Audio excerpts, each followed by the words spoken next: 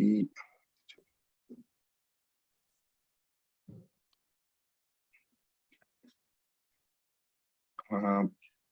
Bueno, mientras les voy presentando al doctor Luis Armando Martínez Gil, él trabaja en la UNAM. Tengo el privilegio de conocerlo desde hace ya como 10, 12 años, una cosa así. Y él desde hace todo este tiempo ha estado muy interesado en los aspectos éticos del uso de redes sociales. Él trabaja en la Facultad de Medicina, entonces, bueno, se ha sobre todo especializado en la cuestión de la formación de los estudiantes, pero pues es esta cuestión de ética en las redes sociales es algo muy amplio y que todos tenemos que conocer pues cuáles son las conductas éticas, ¿no? Que debemos de seguir. Y pues para eso se me hizo muy importante invitar a Armando y pues ya estamos listos, 7:15, podemos arrancar. Muchísimas gracias, Armando. muchas gracias, Marce. Sí, igual te reitero la felicitación, el saludo, igual un honor conocerte ya desde hace tanto tiempo y agradecerte esta oportunidad, porque como bien dices, ¿no? Creo que son temas que independientemente del nivel de posgrado, de estudios en el que nos encontremos, creo que es algo importante de tener presente. Igual como bien dices, Marce, pues este tema yo tengo ya pues, un tiempo trabajándolo. Justamente comenzó en una inquietud que tuvimos en el departamento de informática biomédica. Bueno, les comento rápido. Nosotros en esta asignatura tenemos alumnos de los primeros 2 años de la licenciatura de médico cirujano. Y entonces surgió justamente esta inquietud, ¿no? De que veíamos, por ejemplo, el comportamiento que ellos tenían en sus redes sociales, que curiosamente también a su vez surgió de una situación de aceptar invitación de los alumnos que vamos a comentar también más adelante.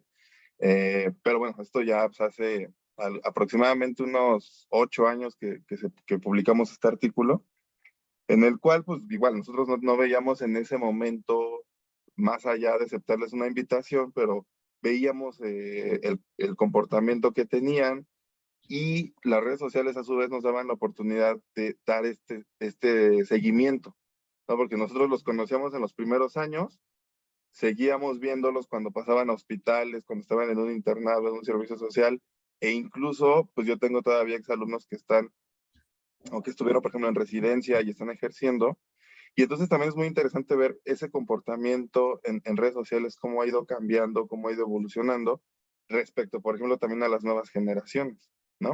Entonces vamos a platicar un poquito al principio, una manera de introducción. Les voy a presentar unos datos. Bueno, primero esta imagen que a mí, desde la primera vez que yo di este tema y que lo presenté, me encantó porque aplica perfectamente. Creo que es totalmente anacrónica, o sea, la podía presentar hace 8, 7, 6 años y la sigo presentando hoy en día. Y aparte, también como vamos a comentar más adelante, creo que también la pandemia favoreció mucho esta situación. Actualmente así es como vemos ya a una familia, ¿no? Ya no nada más en nuestras casas, incluso ustedes, por ejemplo, pueden verlo en algún lugar público. Normalmente Armando, así es creo como... que no estamos viendo lo que tú estás viendo. A ver, Estamos viendo tu carpeta con 3 a ver, archivos. espera tantito, sí. Déjame volver a ver, vamos a checar. Ujú. Sí, ahí está. Y ahorita me dicen si se ve. Ahí está. ¿Sí se ve la presentación? Todavía no. Todavía no. A ver, un ratito. Vamos a checar qué está pasando. Y, y no, ¿verdad? ¿Ya lo ven? ¿Me la quieres pasar Si quieres, sí, para más fácil? sí. A ver.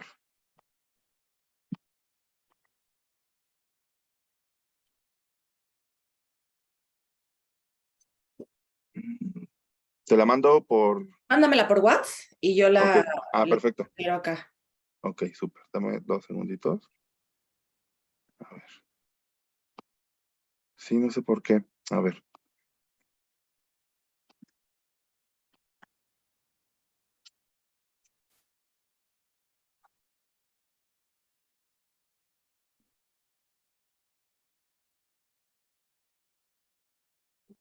segunditos, porque también vamos a platicar de eso en un momento, pero bueno, la AMIA recomienda que tampoco es muy bueno abrir WhatsApp vía web. Ah, ¿en serio? Pero bueno, digo, obviamente mientras lo tengamos un poquito más controlado, pues sí, pero justamente por la situación de la filtración de información, o situaciones de que a veces dejamos la sesión abierta y todo eso, curiosamente una de las recomendaciones es tratar de minimizar el uso de WhatsApp web, pero bueno, o sea, dada la circunstancia, creo que ahorita sí lo amerita. Yo lo que iba a hacer es desde Ajá. mi celular, porque no tengo abierto WhatsApp web, desde mi Ah, celular lo perfecto. mando por AirDrop a la computadora y ya lo Ah, abro. muy bien. Sí, mejor. Listo. Ya te la mandé. Bueno, se está mandando. Ahorita llega. Las presentaciones suelen ser un poco más pesadas. Ya me llegó. Perfecto. Ahí va. A ver. Ujú, AirDrop. Ya. Yo lo abro acá. ujú. Súper. Comparto. Ok, bueno.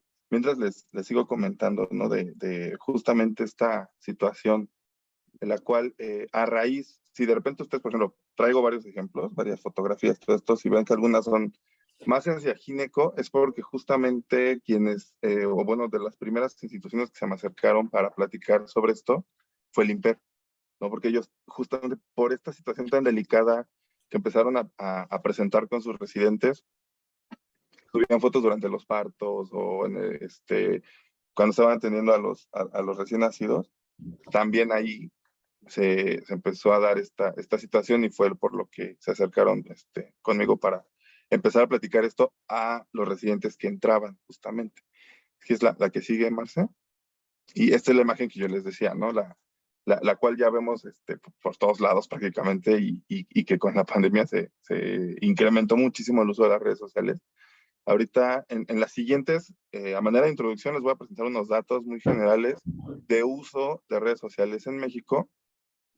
Si quieres la que sigue, por favor, Marce. Y, por ejemplo, aquí tenemos esta que es el corte se hizo en enero de 2022, en la cual, bueno, si todos sabemos, consideramos WhatsApp más bien como un servicio de mensajería, pero evidentemente con los usos potenciales que le hemos encontrado, en los cuales, pues, tengo la oportunidad de compartir contenido, de invitar a diferentes usuarios a una sesión, o de yo compartir cierto tipo de información, es como muchos autores lo han considerado también como una red social, WhatsApp, ¿no? Digamos que tiene esta doble función de un servicio de mensajería y a su vez también una red social. Evidentemente que Facebook seguía siendo pues la más utilizada, aunque no hay datos oficiales, pero si ustedes empiezan a ver algunos reportes, sobre todo sobre tendencia de uso, Facebook ahorita está viniendo un poquito a la baja, ¿no? Le está ganando otro tipo de redes como pueden ser Instagram o Twitter, que han ido subiendo o que han incrementado el uso, aunque también, bueno, Twitter con esta situación de que si la compra de Elon Musk y todo esto, también está como en un periodo de stand-by, mientras que bueno, vamos a hablar un poquito del fenómeno que fue TikTok y que justamente durante la pandemia se disparó, y que hubo meses en los cuales llegó a ser en los primeros lugares de uso, pero obviamente también, pues ahorita vamos a platicar por qué, ¿no? Más adelante. La que sigue, por favor, Marce. Y vean, por ejemplo, esta gráfica es muy curiosa. La demanda de consumo de Internet en el periodo de noviembre del 2019 a abril del 2020, cuando justamente comienza la etapa de confinamiento, la estrategia de quédate en casa, vemos que, por ejemplo, diciembre de 2019, digamos ya diciembre hacia enero más o menos, hay un uso, hay un pico ahí que lo podemos ver muy claro y que esto digamos que es una tendencia que se presenta todos los años, ¿no? Por la situación de el llamado efecto videollamadas, ¿no? De Navidad, en los cuales pues, nos conectamos, tratamos de platicar con familiares, con amigos que no están cerca, entonces ese uso digamos que ya está registrado. Si vemos, por ejemplo, a principios de marzo del 2020, cuando inicia la estrategia de quédate en casa, el efecto del confinamiento a partir de abril iguala e incluso supera un poco a ese mismo uso, ¿no? Entonces, esta gráfica es para que nos demos cuenta del uso que le estábamos dando desde principios del 2020 y que se mantuvo.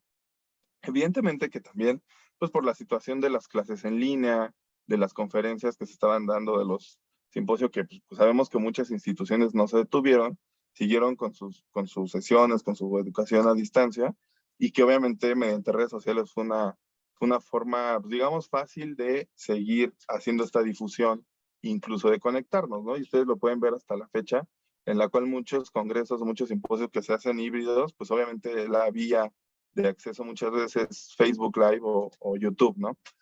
Entonces, esto nada más para darnos una idea general. La que sigue, por favor. Y entonces aquí tenemos el número de usuarios de redes sociales en México en el periodo de 2017 y una proyección hasta 2025. Evidentemente, que bueno, esto no es nada sorprendente, digamos, el aumento que ha habido. Por ejemplo, de 2019, que más o menos de 2019 y 2020, que fue las épocas en las que empezó el confinamiento, que era entre 77 más o menos y 80 millones, casi 81, al aumento que ha habido a 2022, que ha sido de 87 millones, que se proyecta que para 2025 le vamos a estar pegando a los 95 millones, lo cual también está relacionado con las edades más tempranas, a los cuales se están ya empezando a usar redes sociales, ¿no? Actualmente, bueno, o sea, yo así les comento rápido, me sorprende ver que incluso, por ejemplo, mis sobrinos que están en secundaria ya tengan perfiles de redes sociales, ¿no? Entonces, y creo que esto es también una tendencia que se ha empezado a ver, conocidos que tienen hijos más o menos en estas edades, jóvenes, adolescentes, ya empiezan a ser usuarios regulares de redes sociales. La que sigue, por favor, y que si vemos, por ejemplo, en esta es la distribución de redes sociales por edad y género, en la cual, si bien la tendencia es que, por ejemplo, en muchas edades, los datos nos dicen que los usuarios son mayormente mujeres.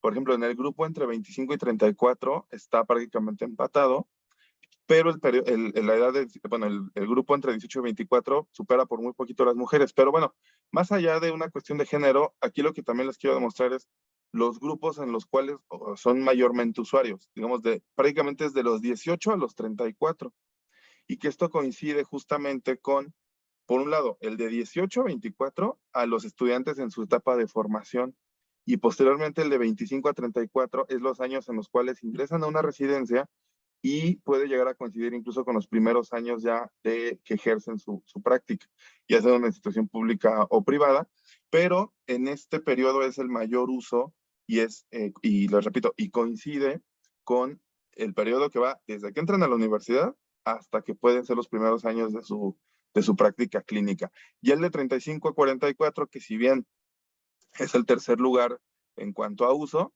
ya viene un poquito hacia abajo, pero bueno, también no quiere decir que no las sigan utilizando, ¿no? La que sigue, por favor. Entonces, ok, ya con todos estos datos que estamos revisando, esos autores, Higgins y Wu, realizaron este estudio, pero enfocados a la situación de la pandemia, ¿no? Y ellos acuñaron ese término de infodemiología, en el cual se refiere a este análisis cuantitativo y cualitativo del contenido que se publicaba en las redes sociales, y que mediante este contenido ellos podían medir los intereses, las creencias, los conocimientos, incluso sensibilidades de una cierta sociedad o de un grupo respecto a una determinada área geográfica y la conducta y los hábitos de salud de la población. Ya aterrizándolo a lo que ellos hicieron, prácticamente, fue que en este estudio que ellos realizaron, encontraron una correlación entre las búsquedas en la red vinculadas con los síntomas típicos de COVID-19. Estas búsquedas podían ser incluso desde los buscadores Google, por ejemplo, probablemente el más utilizado, Blink, en los cuales ellos buscaban, por ejemplo, disnea, disgeusia, geusia, todo el cuadro clínico de COVID, cefalea, dolor torácico y estornudos. Y entonces, ¿qué sucedió? Que las instituciones de salud que veían que la mayor parte de las dudas de la población iban hacia la sintomatología de COVID, entonces lo que ellos hicieron fue que al momento de publicar o de difundir información, la enfocaban a la situación de COVID. Entonces publicaban, por ejemplo, una infografía con los datos. Oye, si tú tienes estos datos, acércate a un servicio de salud. Y vieron que eso atrajo a más población. Vieron que ahí vencían esa barrera y que de esta forma la gente se acercaba, y que pues obviamente iba relacionado también con la situación de las noticias. ¿no? Porque pues normalmente la gente los primeros meses buscaba mucho las noticias. Después ocurrió una tendencia al revés, ¿no? Después ya la gente era tantas las noticias que dejaban de consumirlas, también por el mismo estrés y la angustia que generaban estar viendo todos los días el número de casos, el número de contagios, el número de muertes. Pero lo que sí ellos notaron es que a partir de este análisis ellos podían ir determinando, por ejemplo, hay otro estudio muy similar en el cual a raíz de ciertos tweets ellos empiezan a darse cuenta de las tendencias hacia localizar pacientes con obesidad, ¿no? Entonces, esto es algo que va empezando, que digamos que la pandemia y el confinamiento nos dio como el parteaguas para empezar a hacer estudios de este tipo. ¿El que sigue, por favor, Marcia? Y algo también aquí que cabe la pena señalar es el apoyo social que ha demostrado pues, tener un gran beneficio para la mejoría, por ejemplo, en la adherencia a los tratamientos, en mayores tasas de abandono de hábito tabáquico o justamente o particularmente enfocado hacia la respuesta a tratamiento de los episodios depresivos y suicidio. Yo aquí les enseño, son un programa son infografías que publicó la OPS, en la cual ayudaban a desmitificar un poco la cuestión del suicidio mediante este tipo de publicaciones, en las cuales, evidentemente, por lo que platicábamos del estudio anterior, pues evidentemente que en las poblaciones donde había mayor número de casos de suicidio, ellos publicaban este material para que la población se alejara un poco de las fake news o se alejara un poco de creencias o de sitios que no le ayudaban y que mejor la información viniera de un sitio oficial, que en este caso, o de una organización, que en este caso era la OPS, y que mediante estas conductas a lo mejor los pacientes tuvieran otro comportamiento o se acercaran a un profesional de la salud para buscar ayuda. Actualmente no he encontrado, no hay así un reporte, digamos, un estudio serio sobre esto. Lo que yo les voy a comentar son solamente anécdotas que a mí me han platicado compañeros, profesores, incluso psiquiatras, en la cual, por ejemplo, mediante WhatsApp han detectado potenciales casos de suicidio de pacientes que de repente les escriben y les dicen, ay, me estoy sintiendo así, así, y que el psiquiatra ha podido intervenir mediante este tipo de comunicación. Sería interesante a lo mejor en un futuro tratar de publicar o tratar de sentar las bases para darle más seriedad. Les repito, ahorita solamente han sido experiencias que a mí me comentaron y que muchas se presentaron durante la pandemia, ¿no? Que de repente para los psiquiatras también era un poquito complicado contestar un mensaje a las 2 de la mañana, pero que ellos se dieron cuenta que al día siguiente el paciente le decía, doctor, es que si no hubiera contestado, yo creo que se me hubiera suicidado. Así, con esas palabras. Entonces, bueno, eso también que yo les estoy comentando ahorita a manera de introducción, sirve para darnos cuenta también del potencial que pueden llegar a tener las redes sociales. ¿Vale? La que sigue, por favor. Y, ok, estos autores, Álvarez Mon y Rodríguez Quiroga, que son psiquiatras justamente del Hospital Universitario Infanta Leonor en Madrid, proponen este esquema en el cual las redes sociales, digamos que se alimentan en estas dos vías. Por un lado, digamos lo que puede aportar la institución de salud o los médicos con su conocimiento, que es infovigilancia, análisis de contenido, análisis de sentimientos, para vertirlo en una fuente de datos que a su vez va a alimentar las redes sociales de ese instituto o de ese hospital. También hay casos en los cuales han funcionado las redes sociales para reclutar pacientes para algún estudio, para algunas intervenciones terapéuticas o lo que platicábamos hace un momento de campañas de salud pública. Y inmerso en esto, pues va obviamente el análisis del lenguaje, lo que platicamos de las búsquedas, el tipo de cuentas que los pacientes siguen, si empiezan a buscar cuentas relacionadas con salud, el patrón de uso y el modo de interacción, comentarios, likes, todo esto, pero que a su vez también las redes sociales nos ayudan muchísimo o le ayudan también muchísimo a las instituciones, a los grupos de profesionales de salud para difundir información y conocimiento científico, para búsqueda de información y la solicitud de ayuda y para promoción de congresos o bien de eventos científicos, ¿no? Y que han visto que las redes sociales en este campo les han ayudado muchísimo porque han logrado atrapar a más gente. La que sigue, por favor. Y ellos mismos proponen este cuadro en el cual hablan de potenciales usos y pues, obviamente también algunos riesgos que van inmersos, que es, de cuanto al uso apropiado, ellos señalan estos puntos, que es estar al día en la opinión pública y en las preocupaciones de la sociedad también, que nosotros lo pudimos ver perfectamente con la situación de COVID, y que son tendencias que a muchos pacientes se les quedaron, ¿no? Por ejemplo, pues obviamente cuando empieza a surgir casos de influenza, con la viruela símica, pasaba lo mismo, o sea, los pacientes ya sabían dónde podían buscar información confiable. Lo que platicábamos, ¿no? Promover eventos y congresos científicos, aprender incluso, o sea, hay cuentas, hay una cuenta buenísima en Instagram que se llama Figure One, la cual también le ayuda mucho a los estudiantes, a los médicos en formación, para ir viendo casos clínicos, hay muchísimas, ¿no? O sea, cualquier página de perfil de redes sociales de alguna institución o de alguna revista, por ejemplo el de New England, que también va presentando casos, va presentando simuladores de exámenes para que también favorezca la formación. Interactuar con otros profesionales de la salud y solamente con el resto de los usuarios, con los riesgos que esto tiene, que vamos a platicarlo un poquito más adelante. Y muy importante, difundir información científica veraz para alejar al paciente de las fake news, ¿no? Y de los mitos. Ahora, las conductas inapropiadas, evidentemente que es comunicarse con los pacientes, que de cierta forma, que ahorita vamos a platicar de eso, seguir a los pacientes o aceptarles la invitación, exponer y discutir casos clínicos sin las medidas pertinentes de privacidad y evidentemente difundir información no contrastada. Vamos a platicar de esto, justamente este fenómeno en TikTok, ¿no? Más adelante. Okay. La que sigue, por favor. Ahora, ya centrándonos un poquito en la cuestión de los aspectos éticos, ¿qué pasa? Que este mismo boom de redes sociales ha generado un cambio en el paradigma en la comunicación entre el médico y el paciente, el médico y la institución, y el mismo paciente con la institución, porque obviamente se pueden vulnerar algunos principios de profesionalismo en la práctica médica.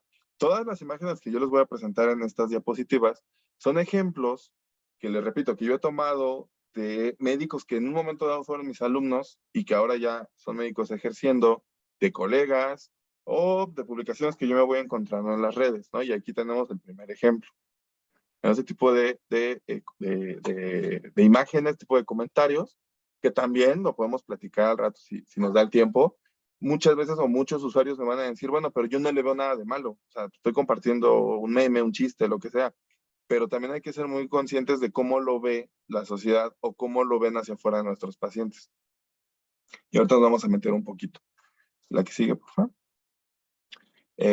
Ejemplos igual de pacientes, este tipo de conductas, ¿no? Que se empieza a ver ya ahora, sobre todo, yo les repito, y que va relacionado a la gráfica que les mostré en cuanto al grupo de edad, que puede ser tanto de estudiantes en los primeros años, como de médicos en sus primeros años de práctica clínica, pasando obviamente por todas las etapas de internado y servicio social, ¿no? Es el tipo de publicaciones que nos encontramos. Ahí es un tanto para que lo lean.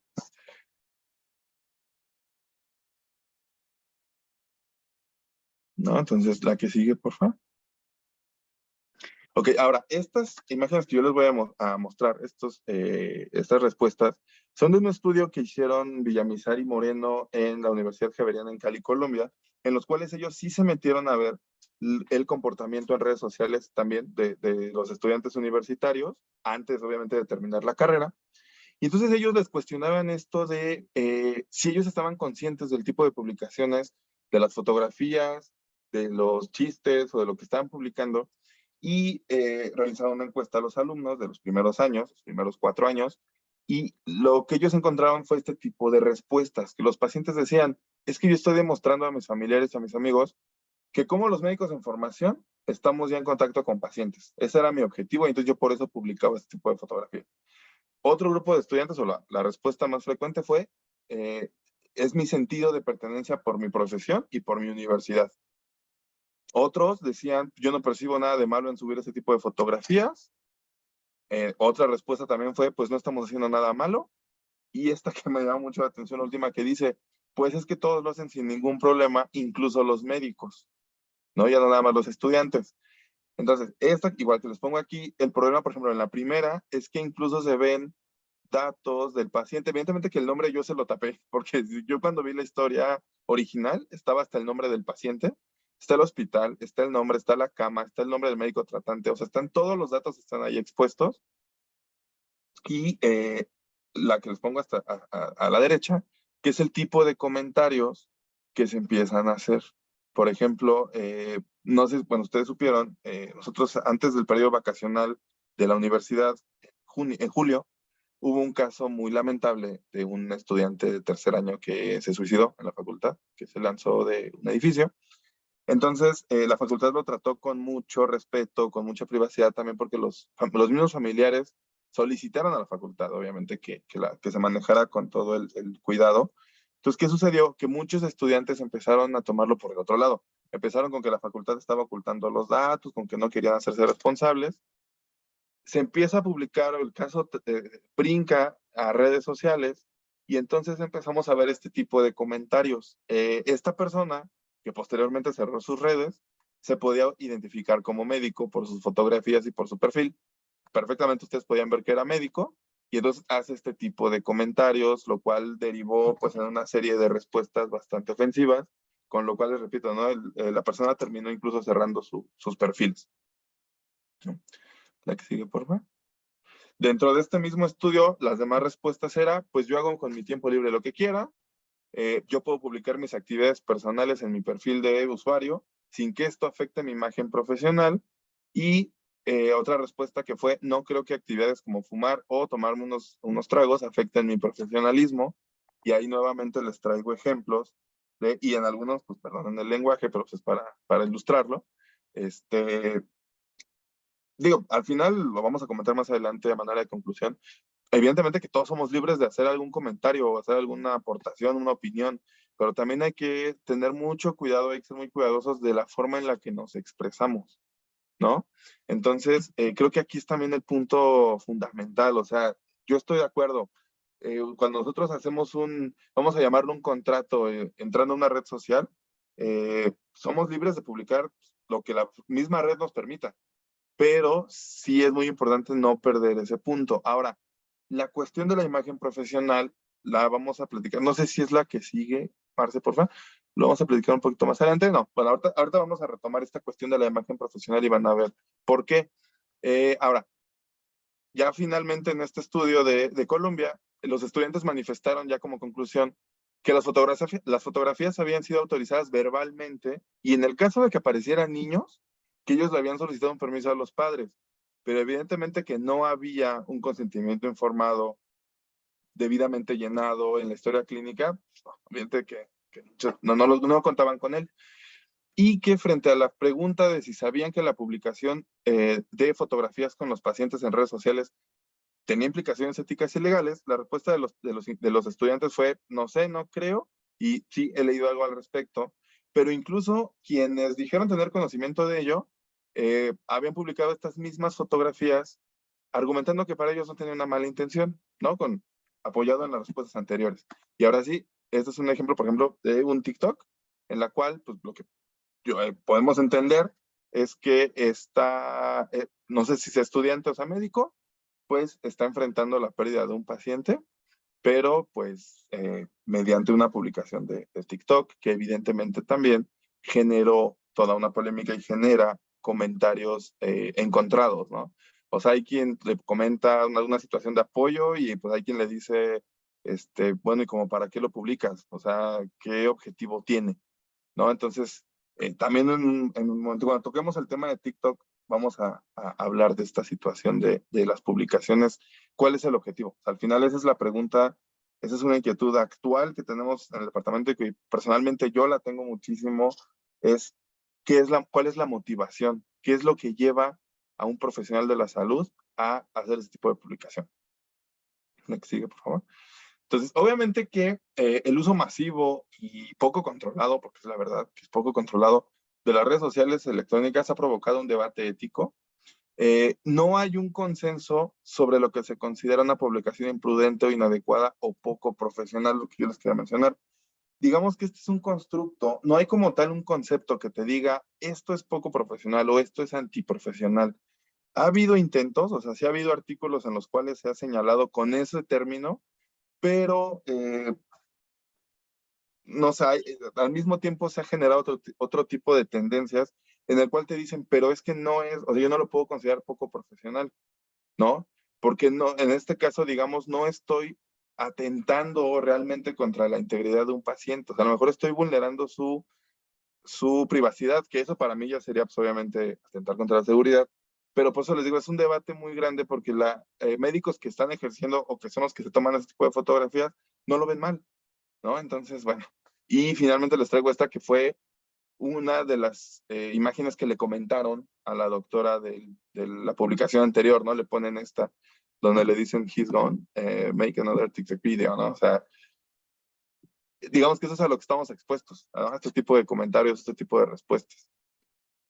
La que sigue, por favor. O sea, y bueno, evidentemente que yo se los mencionaba hace un momento, el personal de salud tiene la libertad y el derecho de usar las redes sociales, pero sí debemos tener especial cuidado de no transgredir las normas éticas que rigen la misma profesión médica o la profesión que sea, porque evidentemente que esto no es exclusivo de médicos, ¿no? También lo hemos visto en otras profesiones, de enfermería, nutrición, ese tipo de comentarios, este tipo de publicaciones. Esta fue de las primeras, si yo no mal recuerdo, esta chica era una estudiante de enfermería, entonces a raíz de esta publicación, su institución educativa tomó la decisión de expulsarla, justamente por la publicación de esta fotografía.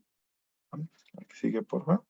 Y obviamente que también aquí lo preocupante es que muchas veces es, a diferencia del estudio que se hizo en Colombia, donde los estudiantes sí estaban conscientes, pero no querían o no aceptaban que fuera algo malo, muchas veces es desconocimiento, muchas veces es la ignorancia de que ese tipo de publicaciones lleva implicaciones éticas y legales. El difundir fotografía vulnera la confidencialidad de los pacientes.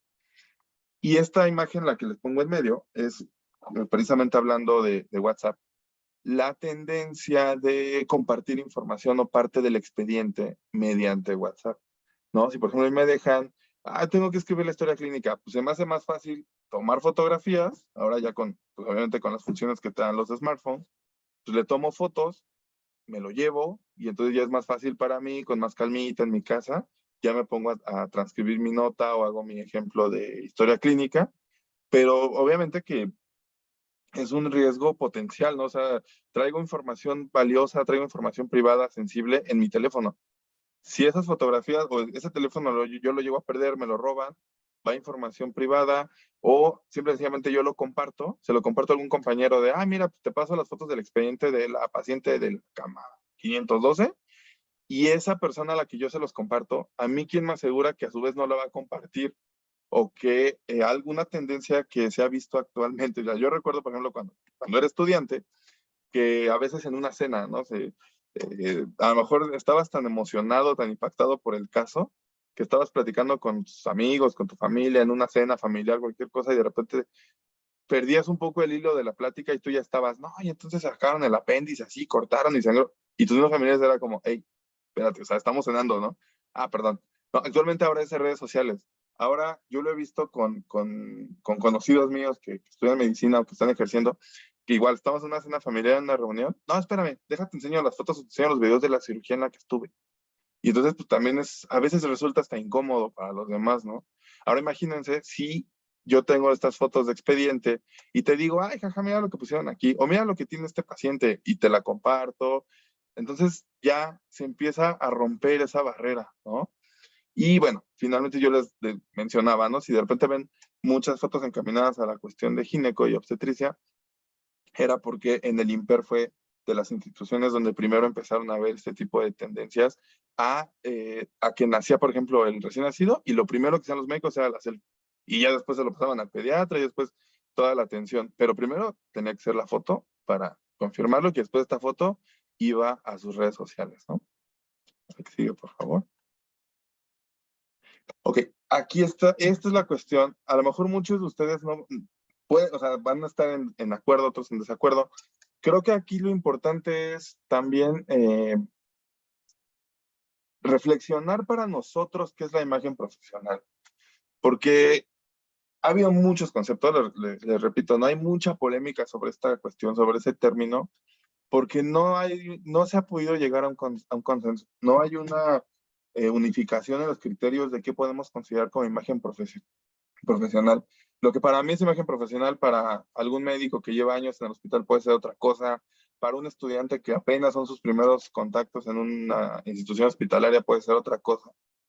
Pero lo que sí es cierto es que desde pandemia se ha visto mucho la tendencia en las mismas redes sociales a que la misma gente, la misma sociedad dice, es que yo no quiero médicos que estén grabando un TikTok. es que yo no quiero médicos que me estén publicando en sus redes sociales, es que yo con esos médicos mejor me doy la vuelta y mejor busco a otro, porque estas tendencias ya no las podemos evitar, ya son cosas que vemos de todos los días y les repito, de todas las áreas, como yo puedo ver de estudiantes de pregrado que apenas están pisando un hospital y que no tienen una responsabilidad así fuerte, hasta internos, hasta pasantes de servicio social, residentes y médicos ya ejerciendo, ¿no? Ya digamos que ha pasado por todas las etapas y entonces este fenómeno ya no es exclusivo nada más de estudiantes, ¿no? Ya brinca incluso a médicos ya ejerciendo, ¿vale?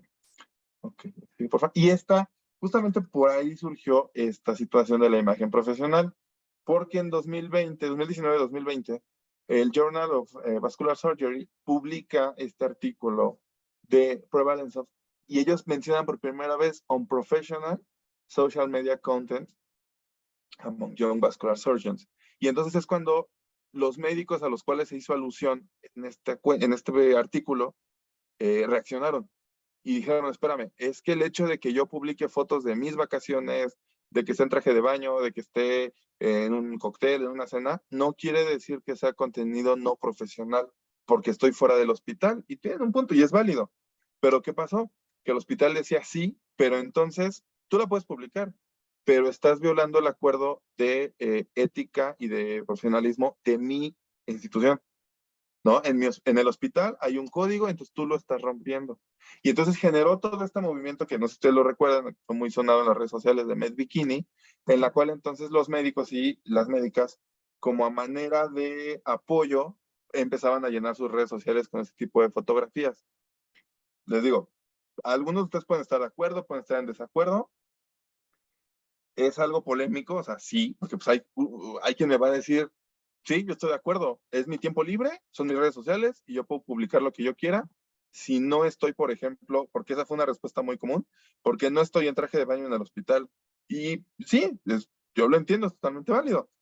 Pero ¿qué sucedió particularmente con este tema?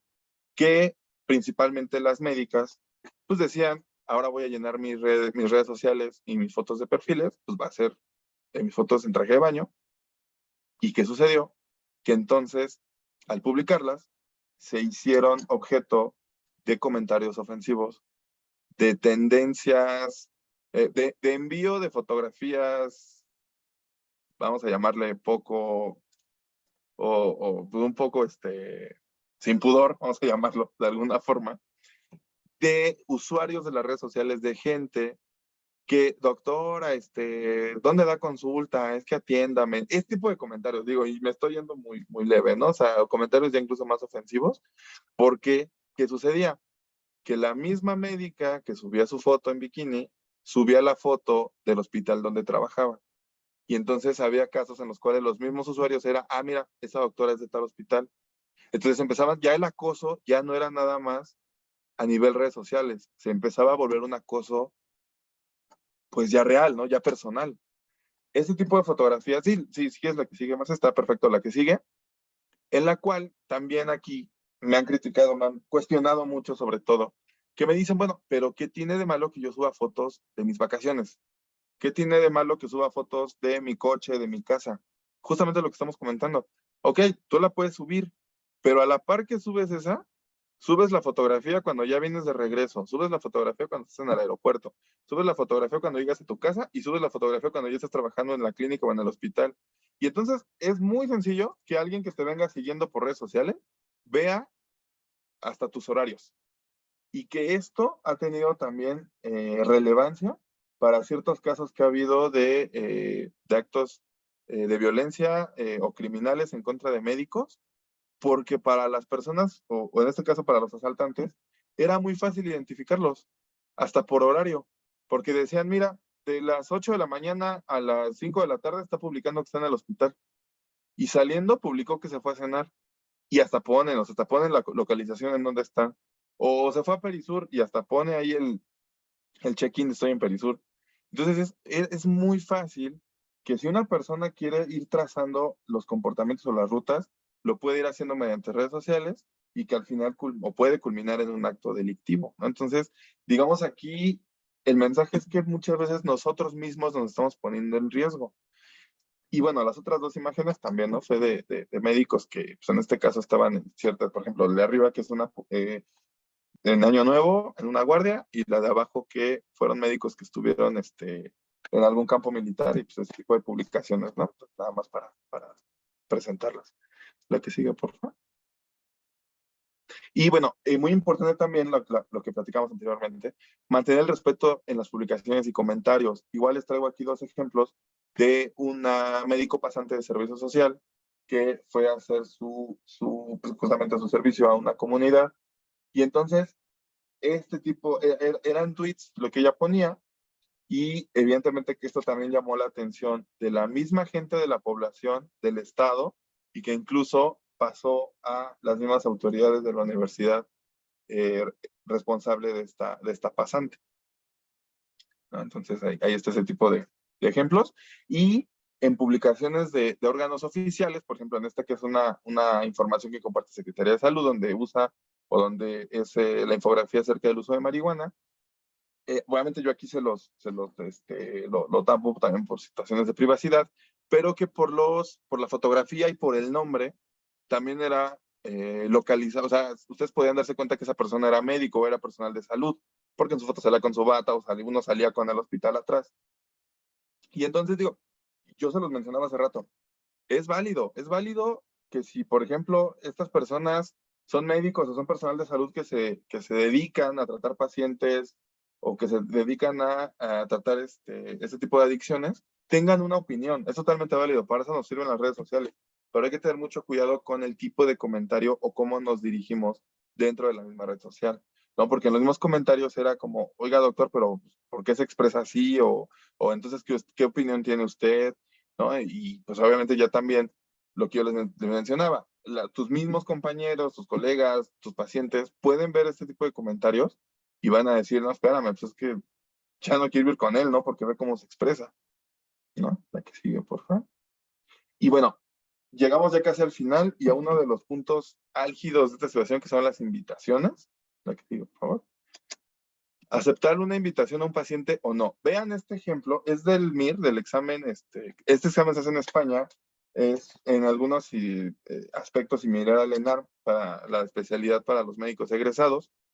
Por primera vez en 2016 pusieron un caso clínico en el examen, era una pregunta de examen, en el cual el caso hipotético es que Juan, que es un residente de segundo año, atienden urgencias a Sofía, que es una joven de 15 años, que se desmaya sin perder la conciencia, nos describen el caso, eh, la atiende, la chica mejora, pero ¿qué pasa? Vean ya casi hacia el final de la pregunta, dice, Sofía pide perdón por desconocer que tenía el móvil apagado y tras apagarlo, pregunta si puede hacerle la solicitud de amistad en Facebook. Entonces, aquí le preguntaban a los futuros especialistas cuál creen que sería la mejor respuesta de Juan, de este residente de segundo año. La que sigue, por favor. Y estas fueron las opciones de respuesta. Sí, decirle que haga la solicitud de amistad y que lo aceptara, pues está seguro que en su página no hay elementos inapropiados para una chica de la edad de Sofía, que recordemos que tenía 15 años. La otra respuesta es, dado que considera a Sofía una paciente vulnerable, fíjense que tenía problemas de ansiedad, le preocupa que pueda interpretar mal el rechazo, aceptar que haga la solicitud, pero solamente permitir el acceso a determinados contenidos. La tercera respuesta, que era contestarle que es más importante mantener ciertos límites profesionales entre pacientes y facultativos, y que desafortunadamente, si hace la petición de amistad, no se la va a poder aceptar, es mejor que no la haga. Y la última, que era decirle que haga la petición, pero sin la intención de aceptarla. Y obviamente que esta pregunta generó mucha polémica porque hubo candidatos que contestaron las cuatro, o sea, que no hubo una tendencia hacia no contestarle, hacia sí contestarle, pero limitarle. Y entonces es interesante porque en México, bueno, yo estaba investigando con aspirantes a examen de residencias médicas y me dicen que nunca han preguntado o nunca han hecho una pregunta de este tipo en el ENAR, pero sí llamó la atención que en el MIR sí se hizo. La que sigue, por favor. Perfecto, Marcela. La que sigue, esta otra, ¿no? Que yo les mencionaba que esta también la ven en el Imper y bueno, casi les da ahí un infarto, ¿no? Cuando ven este tipo de fotografías, porque es también muy común. Y finalmente, esto que yo les mencionaba, el efecto TikTok. ¿Qué pasó aquí? que evidentemente en la pandemia se disparó enormemente. Los médicos empezaban a grabar TikToks en cualquier situación, en cualquier situación. La última, incluso ustedes pueden ver, es personal que estaba teniendo pacientes con COVID. Entonces, esto también es todo un tema, la cuestión del TikTok, porque hay gente que te dice, ok, yo ubico al médico, o sea, sí lo reconozco, pero no estoy seguro si la información que me está compartiendo es confiable, ¿no? Porque hay muchísimas cuentas en las cuales yo les podría decir, sí, incluso está bien hecho su material, pero no hay una referencia, no hay una guía que a mí me diga, bueno, sacó la información de tal lado. Muchas también son experiencias personales. Entonces, ¿qué está sucediendo? Que por un lado, TikTok está haciendo que el paciente no caiga en fake news, por un lado, pero por el otro también lo está alejando de fuentes oficiales, ¿no? Si la gente se iba a los TikToks de médicos durante la pandemia, esto provocaba que el paciente ya no buscara la información de Secretaría de Salud o del IMSS o del ISSSTE o de la UNAM o de cualquier otra institución educativa o hospitalaria porque prefería ver los TikToks. ¿Okay? Bien, bien, entonces ya a manera de conclusión, las ventajas, bueno, mucho de esto ya lo hemos platicado a lo largo de esta hora, es mejorar la comunicación entre personal de salud, demostrar veracidad de información evitando las fake news, mantener una comunicación directa con los pacientes dentro, muy importante, del marco profesional, y difundir mensajes sobre bienestar físico y hábitos saludables de forma masiva y hasta cierto punto pues, económica. La que sigue, porfa, pero también lleva ciertas desventajas como es el desconocimiento de las consecuencias que puede tener los contenidos publicados, el daño a la imagen profesional, pues se los pongo en cursiva, por lo que entendamos como imagen profesional, la adicción a redes sociales que empieza a ser más común y el cyberbullying que yo les comentaba hace un momento en el cual penosamente pues las médicas y las miembros integrantes del personal de salud de género femenino son las que se han visto más dañadas, ¿no? Por esta situación. La que sigue. ¿Y qué consecuencias puede haber? La pérdida de confianza o respeto por parte del paciente o por parte de los colegas, la exposición de datos confidenciales, la relación médico-paciente puede perder formalismo y esto te llevaría a que el paciente pueda no seguir las indicaciones como tú se las des porque pues te ve como amigo y perder la intimidad hacia o frente a los pacientes. Y finalmente, ¿qué recomendaciones? Bueno, aquí yo a manera personal les recomendaría, si son o les gustan mucho las redes sociales, pues no es más difícil que tener un perfil secundario o alternativo en el cual aquí sí puedo aceptar a gente y yo modulo obviamente el tipo de contenido que subo a la par de mi perfil profesional, porque hay que tener muy importante esto. El acto médico no solo abarca el aspecto asistencial, sino no exime al médico de responsabilidad de profesionalismo, aún en un campo virtual. Y muy importante, informarse sobre las normas éticas de la institución, del hospital o de la universidad, para saber si es válido que yo suba ese tipo de fotografías o qué procedimiento tengo que hacer, pedir un consentimiento informado, que me lo firmen, cuál sería para no violar alguna de estas normas. Y finalmente, bueno, les dejo mi correo también mediante Marce, si algún día quieren platicar, si quieren alguna duda, algún comentario, algún aporte que ustedes tengan, algún caso, pues son totalmente bienvenidos. Ese tema, pues como se los decía Marce al principio, a mí me apasiona muchísimo e incluso está derivando en que potencialmente sea mi tema de maestría para el próximo año, de tesis.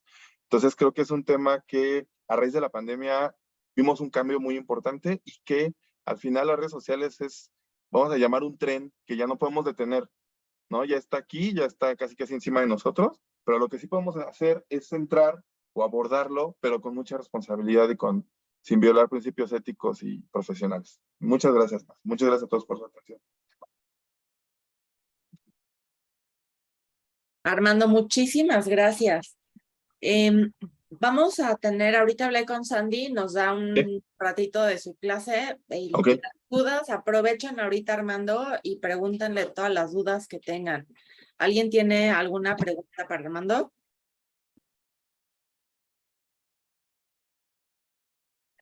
Basilia tiene una. Sí, adelante. Doctor, nos dijo que Sí. igual, pues el WhatsApp se considera una red social. Durante la pandemia, me incluyo, muchos de nosotros como que utilizábamos esa red para hacer, por ejemplo, valoraciones por videollamada, ¿no? En lo que se refiere a adelantar la anamnesis, Ujú. revisar los resultados de examen, O sea, ¿qué tan, por así decir, profesional o ético es eso en la conducta, ¿no? Sí, gracias. Sí, qué bueno que tocas este punto, porque si bien ya se empezaba a ver tendencias antes de pandemia, ¿no? Que era ya muy común que vía WhatsApp te decían, oye, ¿te puedo mandar mis estudios? Y me dices que tengo, o te mando lo que me dijo el doctor y me dices que me puedo tomar. Entonces ya empezaba a suceder este tipo de cosas, o entre colegas, ¿no? Te decían, oye, tengo este caso, ¿tú qué opinas? ¿No? Y te compartía la información. Evidentemente que aquí hay que tener muy claras dos cosas. Una, que una consulta o un consejo, vamos a llamarlo, porque si llamamos consulta por WhatsApp, implicaría incluso que con nosotros como médicos tendríamos que cobrar esa consulta o esa atención. Y entonces viene la duda o viene la inquietud de, ¿y cómo cobro una consulta por WhatsApp? ¿No? Ok, ese es el primer punto. Y el segundo, que por más que pueda llegar a ser descriptivo, pues nunca se va a comparar a tener al paciente aquí en físico, ¿no? Sí, evidentemente que yo comparto que las tecnologías de información y comunicación han tenido un avance muy importante y que incluso esto ha derivado en prácticas de telemedicina. Pero bueno, la telemedicina llevada a cabo con ciertas normas, con ciertos estándares, en los cuales hasta incluso estándares de imagen y de sonido, de la calidad de las imágenes que me van a compartir, tienen que cumplir ciertos estándares para considerarlo telemedicina, para que el médico que está del otro lado pueda hacer una práctica profesional, en este caso, ¿no? Pero evidentemente que para que se considere telemedicina, pues tiene que cumplir todos estos principios, ¿no?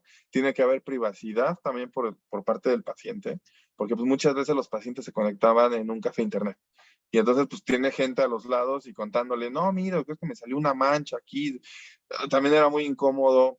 Entonces, sí, sí, definitivamente que esto también es una tendencia que va a la alza. Hay todo un tema también con la cuestión de WhatsApp, porque sí, o sea, digamos que en el momento te saca de un apuro, pero habría que ver también las normas que estamos dejando a un lado, que estamos rompiendo. Aquí también lo que yo he visto mucho que ha funcionado es, y yo me incluyo, es por ejemplo, cuando llevamos a mi hija con el pediatra, digamos, a lo mejor si quieren ya hay un sesgo, porque el pediatra sabe que mi esposa y yo somos médicos. Entonces es muy diferente a la comunicación que puede haber, o muchas veces son dudas muy puntuales, ¿no? Es doctor, ¿sabe qué? Que está vomitando. ¿La llevo a consulta o usted qué me recomienda? Pero el doctor sabe que el lenguaje que va a usar con nosotros o las medidas, nosotros los vamos a entender de una forma que muchas veces con algún paciente no va a suceder, ¿no? Entonces, es también a la su vez un riesgo, porque tú le dices, no, pues mira, tómate este jarabe y no pasa nada, no lo traigas ahorita, no es una urgencia, y al ratito empeora. O le dices, no sabes qué, sí, tráetelo. Y entonces, algo que ha ayudado mucho a la telemedicina es precisamente no saturar los servicios de salud y vencer también ciertas barreras geográficas, porque era muy común eso. Te decían, bueno, ¿sabes qué? Sí, tráetelo a consulta, pero el tráetelo a consulta implicaba cruzar toda la ciudad, a lo mejor en hora pico, a lo mejor en un Uber o en transporte público, y muchas veces, ¿qué pasaba? Que cuando llegaba el niño ya estaba saltando, ¿no? Ya estaba súper feliz, ya no tenía nada, y cuando llega a consulta es como, híjole, pues ya crucé hasta acá, y ahora resulta que el niño no está mal, ya se le quitó, ¿no? Entonces, sí, o sea, definitivamente que es una tendencia que, les repito, va a la alza, que eventualmente se va a tener que regular, pero creo que también mucho depende del contexto de la situación, ¿no? Y como tú dices, no es lo mismo que sea un paciente a que a lo mejor sea un colega. Entonces, y así como consejo rápido, como tip yo les decía al principio, la AMIA, por un lado, recomienda tener mucho cuidado donde abrimos nuestra sesión de WhatsApp web. O sea, que de preferencia sea un equipo propio, que no sean equipos compartidos, por la cuestión de el tipo de información que pueda haber en las conversaciones. Básicamente es por eso, ¿no? Porque a la hora de hacer una copia de seguridad, alguna persona que tenga acceso al mismo equipo puede bajar una copia y guardarla. Y bueno, nada más nosotros sabemos lo que hay en esas conversaciones. Y la situación de que si van a compartir información por alguna situación, posteriormente la borren y no pasa absolutamente nada. De preferencia no guarden las imágenes o no guarden las conversaciones. Eso nada más sería el consejo. Muchas gracias. ¿Alguien tiene alguna otra pregunta?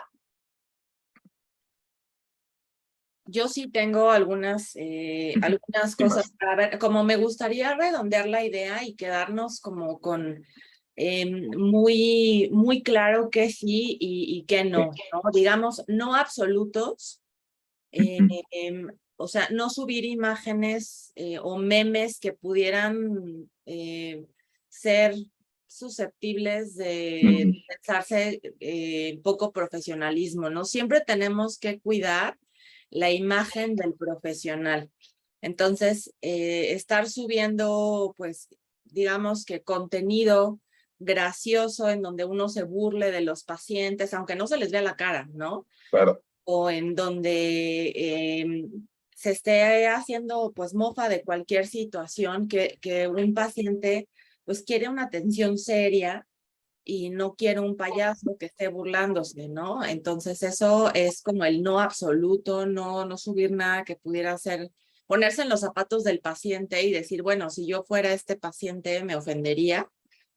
Esto de, creo que es una línea bien delgada, ¿no? Luego hay médicos que tienen a pacientes de años y pues ya son amigos, entonces no absoluto, no amigo, o sea, no pueden ser Ujú. amigos de redes sociales, estamos, ¿sí entendí bien? Sí, sí, sí, Marce. Ok, no, Exacto. bien.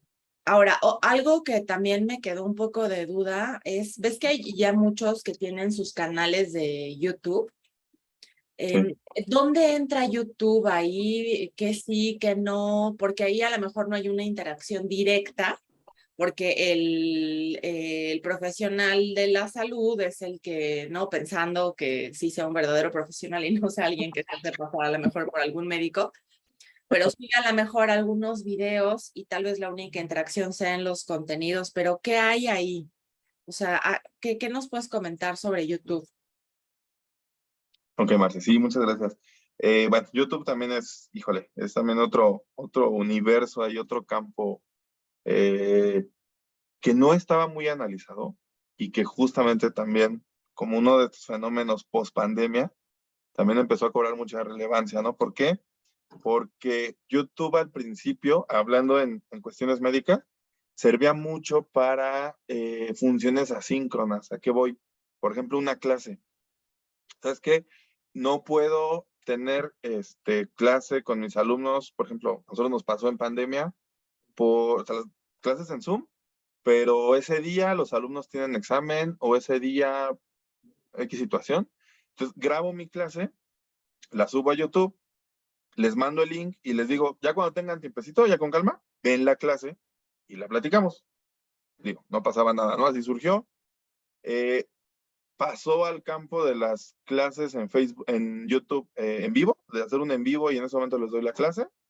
Pero como tú bien dices, evidentemente que con este incremento y este aumento de cuentas, aumento de creadores, porque ahora esa es la denominación, ¿no? Porque ahora los médicos son creadores de contenido que incluso monetizan, que incluso TikTok, YouTube ya les paga por el número de usuarios que pueden llegar a tener y por el número de publicidades que pueden meter en sus canales y que la gente pues ahí va a estar viéndolas. Eh, sí es también una cuestión bien delicada porque, por un lado, digamos, yo no dudo, porque he visto muchísimos canales, que la información que comparten es veraz, pero si te das cuenta, o si alguno de ustedes han tenido la oportunidad de checar algún canal de un médico, raras veces nos dicen de dónde obtuvieron la información. No te dicen, ah, mira, de acuerdo a tal encuesta o a tal estudio, no, lo manejan como si fuera información de ellos, ¿no? Ujú. Como que ellos son los que tienen la verdad absoluta y hay un video y te dicen, la depresión es tal cosa, ¿no? Y empiezan a platicar de temas, por ejemplo, digo, me estoy yendo a lo mejor a un extremo, pero son temas muy delicados, o vamos a hablar del suicidio y dices, espérame, o sea, porque ya lo veíamos en las gráficas, la mayor parte del público que te va a estar viendo son adolescentes, son adultos jóvenes, que dentro de ellos puede haber algunos chicos, chicas que tengan tendencias suicidas. Y entonces, si tú no eres muy cuidadoso con la información que estás manejando, puedes provocar que esa persona o tome la decisión, o bueno, en el mejor de los casos, la alejes de, pero no podemos saberlo, no podemos medirlo, Seguro. porque digamos, ¿dónde está el filtro o quién te ayuda a determinar qué información vas a dar y qué información no? Sí, Es no la hay información. correlación por pares de esa información. Exactamente, no existe esa corroboración por pares. Porque dices, bueno, para mí esto es relevante y esto yo lo quiero platicar, pero no sé qué impacto va a tener hacia afuera, ¿no? Entonces, híjole, también es algo bastante complejo, que igual creo que también las instituciones de salud deberían voltear para allá, ver esos canales y decir, a ver, espérame, o sea, primero tú quién eres, ¿no? Para empezar, ¿qué conocimiento tienes del tema? ¿Qué credenciales puedes llegar a tener para que tú te atrevas a dar ese tipo de consejería de información? Y en segundo, revisar ya como tal la información para ver si es veraz y si es confiable lo que tú estás diciendo y al público al que se lo estás diciendo. Pero aquí también viene esta cuestión que no platicamos mucho, que es la búsqueda de atención y que muchas veces viene por ahí. O sea, yo publico y yo digo y yo saco, pero realmente no me preocupa tanto si hago un beneficio o no. Yo lo que quiero son likes, yo lo que quiero es fama, yo lo que quiero es que al rato me estén invitando a programas o mi cara salga publicada por todo. Eso es lo que yo estoy buscando. Y entonces, eso ya no está hablando de otra cuestión. Eso ya viene de una búsqueda de atención y una búsqueda de credibilidad, eh, falta de confianza, incluso si lo quieres ver, que necesito que terceros me la den, ¿no? Creo que hay una manita levantada, Marcia, también por ahí. Sí, Alex, adelante. Una pregunta a lo mejor desde su perspectiva hacia el futuro. ¿Cree que Sí. lleguemos a un punto en el que tengamos TikToks revisados por pares, avalados por tal, como si fuera un artículo? Que eso me cuente para mi SNI. Muchas gracias. Sí, está interesante. Mira, yo aquí lo que creo es que, pues sí sería conveniente revisarlo por esta cuestión, ¿no? Porque no sabemos el impacto que puede llegar a tener. Pero más allá de que sí puede valer para el SNI o no, creo que también sería importante que las instituciones de salud se adelantaran y que la institución de salud hiciera o publicara TikToks o publicara este tipo de contenido, pero pues desde otro tipo de abordaje, ¿no? A lo mejor ya, porque regresamos a la primera gráfica, la tendencia hacia las generaciones más jóvenes ya ni siquiera es una infografía, ¿no? Ya es una generación que necesita ver las cosas más dinámicas, que necesita verlo de otra forma. Y por eso es como los TikToks han sido o han tenido una penetración tan alta en ese grupo poblacional, porque ellos lo que quieren es eso. Es alguien que al menos te esté hablando o que simule una situación. Y ese es el éxito de TikTok. Pero entonces, ¿qué pasa? La institución, en este caso, por ejemplo, el IMSS, Secretaría de Salud, incluso un hospital, vamos a poner el G. González, el Hospital General, ¿no? Hablando de instituciones grandes. Mejor yo me adelanto a esta situación y yo como institución o como autoridad publico un TikTok. Evidentemente no va a salir el jefe de servicio o el jefe de enseñanza bailando o haciendo una situación así, pero sí puede hacer, a lo mejor vía TikTok o vía Reels de Instagram, que también ahí van a la par, algunas publicaciones dinámicas con videos donde ellos te puedan aportar otra información, la cual esta sí puede estar validada o que te puede decir, mira, para más información, busca acá, te recomiendo este artículo, pero pues obviamente creo que no ahorita, hoy día, noviembre de 2022, pues, la verdad es que no le están poniendo la atención requerida porque pues muchas veces es como, son TikToks, no pasa nada, ¿no? Son publicaciones de Instagram, ¿no? Entonces creo que sí, a medida que también médicos más jóvenes empiezan a meterse más a esta situación, creo que sí va a haber un cambio. Debería, o sea, por el bien de la sociedad, por ejemplo, porque son los que en algún momento dado pueden verse afectados o beneficiados, creo que sí deberá haber una intervención por parte de autoridades para medir este tipo de contenido. Y les voy a poner un ejemplo rapidísimo y que también voy a regresar un poquito a la pandemia. No sé si alguno de ustedes tenga cuenta de Twitter o conozca al doctor Alejandro Macías, ¿no? El infectólogo, que es famosísimo, y que evidentemente en pandemia, su cuenta de Twitter, bueno, el doctor se volvió un tweetstar, ¿no? Así, bueno, tenía publicaciones y de seguidores, porque la gente le hacía preguntas muy puntuales, porque ¿qué sucedía? Era un fenómeno muy curioso. Veían las noticias en la mañana, veían la conferencia de López Gatell en la tarde, y a raíz de ahí le surgían dudas y le hacían preguntas vía Twitter al doctor Macías. Y el doctor se daba el tiempo de contestar o se adelantaba y el doctor mejor ponía un tweet donde decía, no, miren, a ver, de lo que dijo el doctor Gatell, esto y esto y esto y esto, de las vacunas, esto y esto y esto. Y entonces eso hacía que la población ya se adelantaba y entonces decía, ah, mira, es que el doctor publicó lo de las vacunas. Ya como que me abrió un poquito el panorama, ¿no? Entonces, digamos, fue una forma de darle más seriedad, darle otra cara a los tweets, ¿no? Sí, por ahí creo que hay otra pregunta. Sí, Magda. Uh-huh. Bueno, mi pregunta va más enfocada como, por ejemplo, cuando hay un ensayo clínico y se está como en la etapa de reclutamiento, ¿qué tan normada está la parte o qué tan factible es que se publique, por ejemplo, una invitación abierta a la población para participar en ese estudio? Uh-huh. Porque yo recuerdo que en algún punto no estaba como tan abierto y tan normado, pero no sé ahorita cómo va esa parte. Yo ahí puedo aportar algo desde el IMSS, que Sí. como cuando tú pones información en redes sociales, tienes que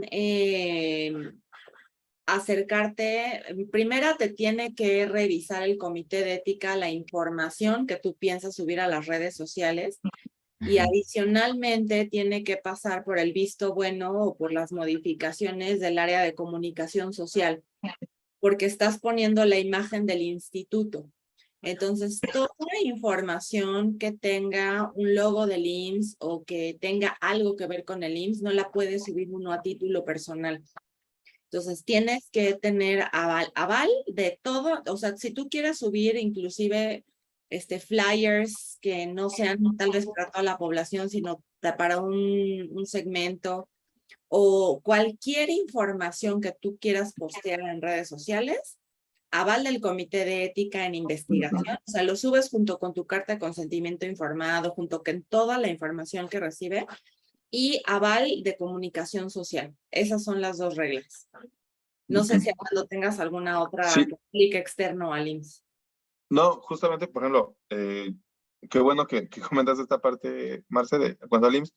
Yo te iba a decir justamente lo mismo en cuanto a la universidad, ¿no? Que pues, obviamente es donde yo estoy inmerso. Igual, o sea, la Facultad de Medicina tiene evidentemente su comité y su área de comunicación social igual. Y si ellos van a publicar cualquier situación, evidentemente que tiene que pasar primero por revisión de pares. Y mira, a ver si, híjole, si alcanzan a ver, no me lo voy a enseñar rapidísimo. Es una infografía No se que ve. no se ve, ¿verdad? No. Híjole, no. Bueno, les comento, son infografías que la facultad sí, sube cada 2-3 días, en la cual evidentemente que aparecen los logos, aparece el logo de la universidad y aparece el logo de la facultad.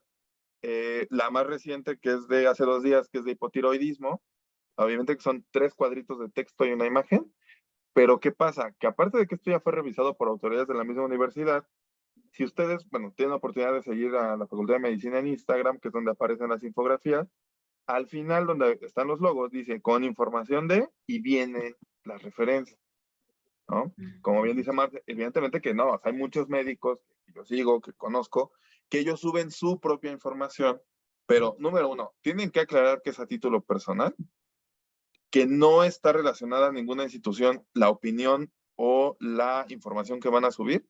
Y número dos, evidentemente, al tú poner título personal, ya no puedes usar algún logo.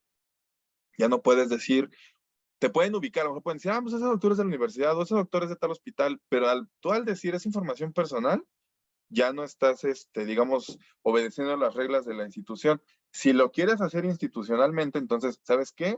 Yo quiero subir una infografía sobre los cuidados ahorita para menores de edad o para vacunación de influenza, ¿ok? Pásanos tu información, la revisan los pares, todo eso, danos tus fuentes y la publicamos con todo gusto y no hay ningún problema, pero sí hay que diferenciar muy bien el tipo de publicaciones, ¿no? Si es como tal de la institución o es personal. De acuerdo. Adelante, Lali. Hola, Doc, buen día. Buenos días. Mi duda va con respecto a algo que pasó recientemente en el hospital donde trabajo, que es el hospital regional. Ok. Recientemente, 8 días, 15 días, un paciente o de algún otro lado subieron una foto de el área de donde están las cafeterías y estaba un paciente con bata institucional comprando una Coca-Cola.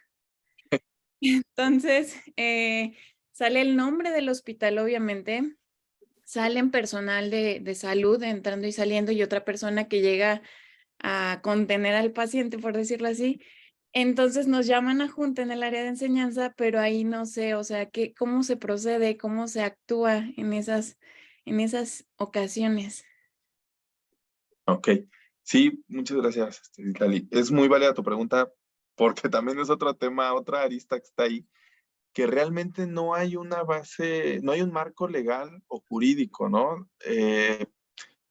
Te podría decir, en el caso puntual de compartir información, evidentemente que sí, pues está se están violando reglas incluso del IFAI, pero en ese tipo de situaciones depende ya de la institución. O sea, en donde estamos hoy día es que la institución es quien debe, en este caso, poner las reglas, ¿no? Por ejemplo, ha habido casos, yo te comento, a nivel universidad, que es lo que yo conozco, y algunas instituciones de salud que a mí me han comentado estos casos, dependiendo de la falta o dependiendo de la gravedad, pues sí ha habido casos que van nada más desde una llamada de atención hasta incluso la expulsión de la institución. No, pero bueno, te estoy hablando de casos ya muy graves.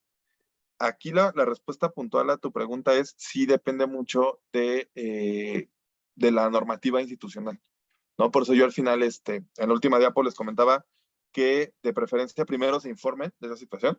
Y si ustedes ven que en el código de ética, porque esto ya es más común que las instituciones educativas y hospitalarias, a raíz también justamente de la situación de la pandemia, modificaban o creaban un reglamento ético e incluso ya le agregaban reglamento ético en redes sociales, ¿no? Y me llamó mucho la atención que ciertas universidades en Estados Unidos, tú entras a la página de la universidad y aparece, ¿no? Descarga el reglamento ético y abajo te aparece, y ahora el reglamento ético en redes sociales y dices, o sea, ya empieza a escalar ese nivel, ¿no? Entonces, sí sería importante que lo revisaran, que vieran, por ejemplo, a ver, voy a estar este año o voy a estar este periodo haciendo mis prácticas o trabajando para esa institución, bueno, ¿cómo está la normativa en cuanto al tipo de publicaciones que yo puedo hacer? Y si evidentemente que te dicen, aquí dice claramente, no puedes subir fotos, pues mejor no lo hago y me evito problemas, ¿no? Yo creo que el problema es que no hay reglamento en ningún lado con respecto Ese es el punto, a las Marce, son redes muy sociales. pocas, ajá, exacto.